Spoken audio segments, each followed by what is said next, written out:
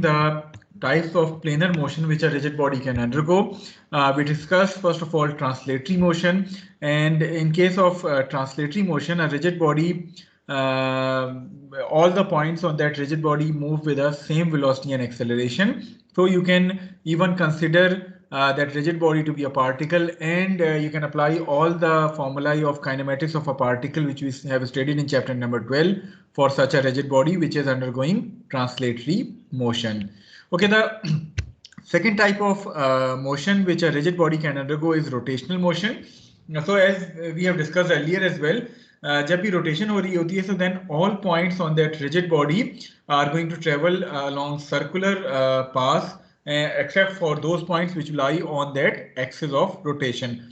So whenever a rigid body is rotating about a fixed axis, any point P, now we are going to consider any one point P, which is shown to you here as this point. So any point P located in the body travels along a circular path, although all the points are going to travel along circular path, but for analysis we are going to consider the motion of any one point P which is on which lies on that rigid body. Now since a point is without dimension, it means that it would have no angular motion. However, only lines and bodies undergo angular motion. So in order to define the circular motion of this rigid body, we are going to consider a radial line R, which is shown to you here, and this radial line R is basically undergoing circular motion.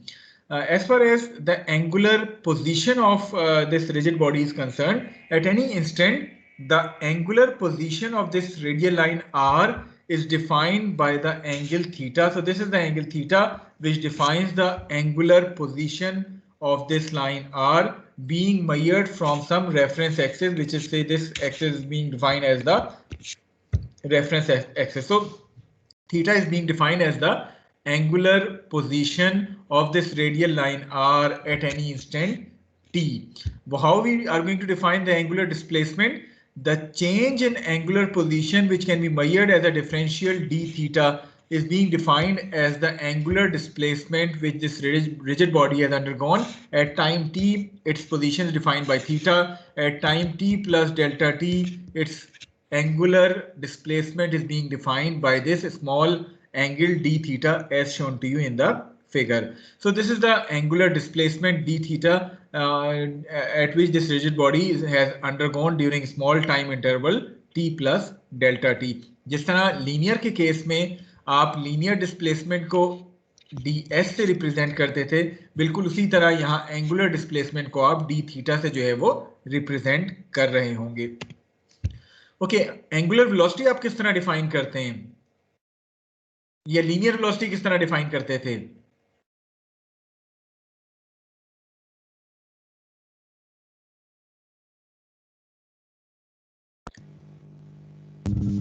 Change in distance over time.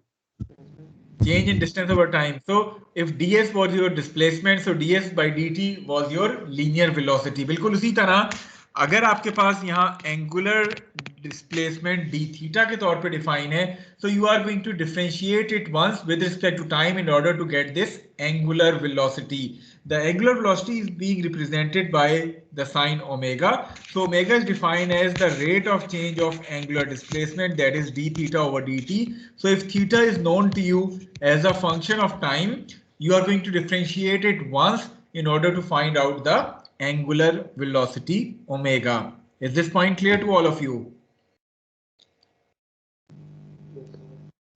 Okay, linear acceleration आप कैसे define करते थे?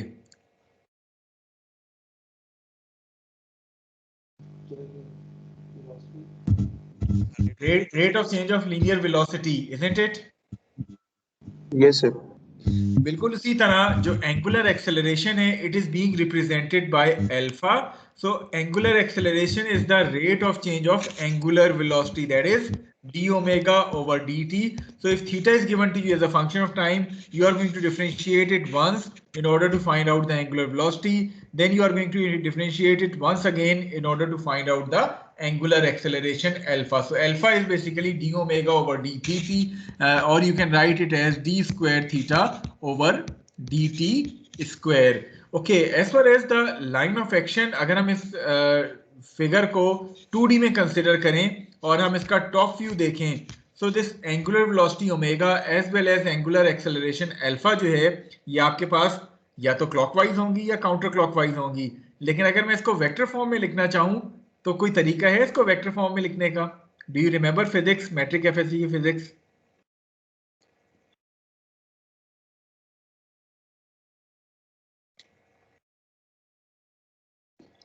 What is the right hand rule? Any idea?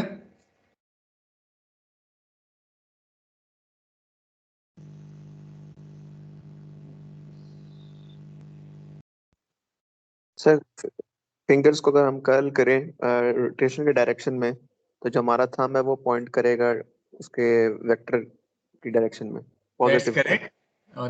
That's perfectly correct. अगर मैं आपसे कहूँ कि ये आपके पास XY प्लेन है जिसमें रिजिड बॉडी जो है वो रोटेट कर रही है, so definitely this axis which is perpendicular to this XY plane is the Z axis. So if we curl our fingers in the direction of rotation, the thumb is going to give us the direction of that vector omega as well as alpha. So आपके पास omega जो है और alpha जो है वो same direction में भी आ सकते हैं। किस वक्त? अगर आपके पास ओमेगा की मैग्नीट्यूड में इंक्रीज आ रही है तो it means that alpha is going to be in the same direction as omega. However if the magnitude of omega is decreasing, यानी बॉडी जो है वो स्लो डाउन हो रही है एंगुलरली, तो then the direction of alpha is going to be opposite to the direction of omega. So the line of action of alpha is same as that of omega, however its sense of direction depends on whether omega is increasing or decreasing with respect to time. So if omega is increasing, यानी body angularly accelerate कर रही है, तो then alpha and omega are going to be along the same direction. However, if the body is angularly slowing down, then alpha and omega are going to be opposite to each other. यानी अगर body clockwise rotate कर रही है तो alpha आपका counter clockwise आ जाएगा if the body is slowing down. Is this point clear to all of you? जहां तक ताल्लुक वेक्टर का है तो both alpha and omega are going to be along the z axis. Positive z या negative z depend करेगा कि वो बॉडी एंगुलरली एक्सेलरेट कर रही है या डिसेलरेट कर रही है। Is this point clear to all of you?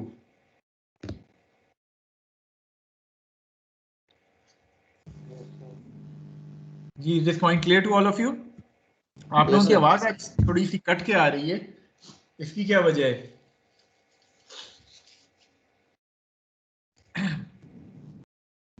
चलें, अब आपको एक ब्लैंक स्लाइड नजर आ रही है? Yes sir. ओके, सो ब्लैंक स्लाइड में हम थोड़ा सा रिलेशन देखते हैं लीनियर चीजों का और एंगुलर चीजों का और इसको कोरिलेट करने की कोशिश करते हैं। When we were discussing chapter number 12, हमने कहा था कि हम डिस्प्लेसमेंट डिफाइन करते हैं एस से, या इसको हम डी एस से डिफाइन कर देते हैं। यहाँ इसके मुकाबले में हमने एंगुलर डिस्प्लेसमेंट की बात की, वो लीनियर डिस्प्लेसमेंट थी। एंगुलर डिस्प्लेसमेंट को हमने डी थीटा के तौर पे डिफाइन किया। So if s was given to you as a function of time, in this case theta is given to you as a function of time. So in order to define the linear velocity, we say that the linear velocity v is the rate of change of displacement, so ds by dt. इसको अगर याद हो हमने equation number 1 कहा था, बिल्कुल उसी तरह यहाँ हमने कहा कि omega which is the angular velocity, it is defined as the rate of change of angular displacement, so d theta over d t के तौर पे हमने इसको डिफाइन कर दिया। So this was equation number 1 for the rotational case. When we were discussing chapter number 12, we defined the linear acceleration a to be equal to the rate of change of linear velocity, so dv over dt के तौर पे हमने define किया था। बिल्कुल उसी तरह हमारे पास जो एंगुलर एक्सेलरेशन आता है इसको हमने डिफाइन किया as the rate of change of angular velocity, so d omega over d t, इसको हमने यहाँ इक्वेशन नंबर 2 कह दिया। तो इक्वेशंस लीनियर और एंगुलर की बड़ी हद तक कॉमन है। कॉमन मीन्स के इनके दरमियान जो कोरिलेशन है वो बड़ी हद तक सेम है कि जहां जहां जो चीजें लीनियर में आ रही थी वहां राइट साइड पे आपको एंगुलर में वही चीजें जो है वो नजर आ रही हैं। Okay, just a quick review. Chapter number 12 में हमने इक्वेशन नंबर 3 जो काइनेमेटिक्स की थी वो कैसे डेवलप की थी? Do you remember? सर वो टी की वैल्यू इक्वेट करके पुट कीजिए। तो अगर मैं इक्वेशन नंबर 1 और 2 से dt को एलिमिनेट कर दूं तो मेरे पास थर्ड इक्वेशन आ जाती है काइनेमेटिक्स की। If you remember that equation was of the form a ds equal to v dv। याद आई इक्वेशन? जी सर। बिल्कुल इसी तरह अगर मैं राइट साइड पे एंगुलर वाली जो इक्वेशंस हैं इनसे dt को एलिमिनेट कर दूं तो I am going to get the third equation of the form alpha d theta equal to omega d omega. So this is the equation which you are going to use when alpha is given to you as a function of theta and you are being asked to determine the value of omega. So अगर तो theta is a function of time है, so you can find out omega and alpha by simply differentiating it. इसी तरह अगर मैं आपको alpha as a function of time दे दूं और आपसे omega और theta find out करने के लिए कहूं तो आप उसको integrate करेंगे एक दफा और दो दफा, तो you can find out omega and theta as well. However, if in any problem relevant to rotation you are being given alpha as a function of theta and you are being asked to determine the value of omega, then you are going to use this third kinematic equation alpha d theta equal to omega d omega in a similar way. जिस तरह आपको a as a function of s पता होता था और आपसे v find out करने के लिए कहा जाए तो आप straight line motion में equation number 3 इस्तेमाल करते थे। क्लियर है यहाँ तक? इक्वेशन अगर आपको रोटेशनल वाली याद नहीं भी होती तो आप लेफ्ट साइड पे लीनियर वाली इक्वेशन लिख लें और लीनियर की तमाम टर्म्स को आप चेंज कर दें to angular terms. Is this point clear to all of you? Yes sir. Okay, now if you remember हमने जब चैप्टर नंबर 12 कर रहे थे तो एक स्पेशल केस भी देखा था कि if that particle is travelling with constant acceleration, that is a is equal to ac, then for constant acceleration case you develop some equations of constant acceleration, isn't it? Yes sir, तीन equations थी। वो क्या equations थी बता सकते हैं? vf is equal to vi plus at। तो v equal to v naught plus at। इसी तरह आपके पास जो सेकंड इक्वेशन थी s equal to s naught plus v naught t plus half act square, and the third equation was v square equal to v naught square plus 2ac s minus s naught। यही तीन equations थी। Yes sir. कहाँ से आई थी ये तीन equations, कुछ याद है? सर ये जो तीन इक्वेशंस हैं ऊपर उनसे ही आई थी। यानी उन्हीं इक्वेशन नंबर 1, 2 और 3 को हमने इंटीग्रेट कर दिया था with in that boundary conditions that when t equal to 0 v equal to v naught s equal to s naught, when t equal to t v equal to v and s equal to s। ऐसे ही है? Yes sir.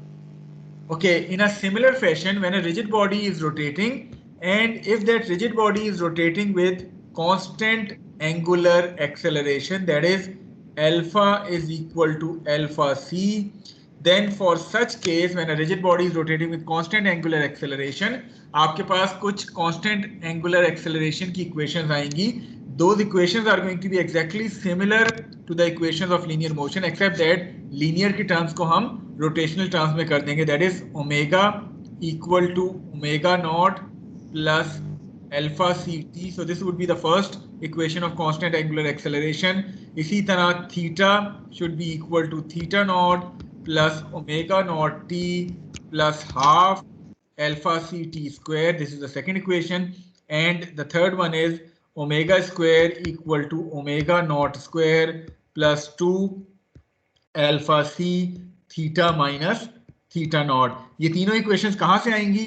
जब आप इन्हीं तीन equations को boundary conditions में that at t equal to 0 omega is omega naught and theta is theta naught, at t equal to t omega is omega and theta is theta। In boundary conditions के दरमियान जब integrate करेंगे तो you are going to get some equations of constant acceleration which are shown to you here. Now take a look at these equations and their relationship. जहां जहां linear terms आ रही थी वो v हो तो ओमेगा बन जाएगा, s हो तो थीटा बन जाएगा, a हो तो अल्फा बन जाएगा। तो आपके पास कांस्टेंट एक्सेलरेशन की इक्वेशन जहां लीनियर टर्म्स में आ रही थी यहां वही इक्वेशंस एंगुलर फॉर्म में भी आ गई हैं। So if a rigid body is rotating with constant angular acceleration, then for constant angular acceleration case you can directly use equation number 5, 6 and 7 for analysis. However, if that rigid body is not rotating with constant angular acceleration, then you can use these general equations 2, 3 and 4 in order to solve that rigid body rotational problem. Is this point clear to all of you?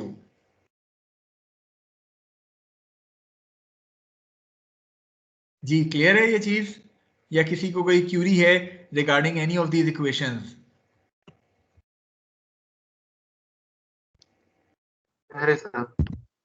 चलिए, for the time being चूंकि 10:02 हो गए, we are going to stop at this point. इंशाल्लाह इससे relevant बाकी जो mathematics है वो भी ये टॉपिक कंप्लीट नहीं हुआ है रोटेशन वाला.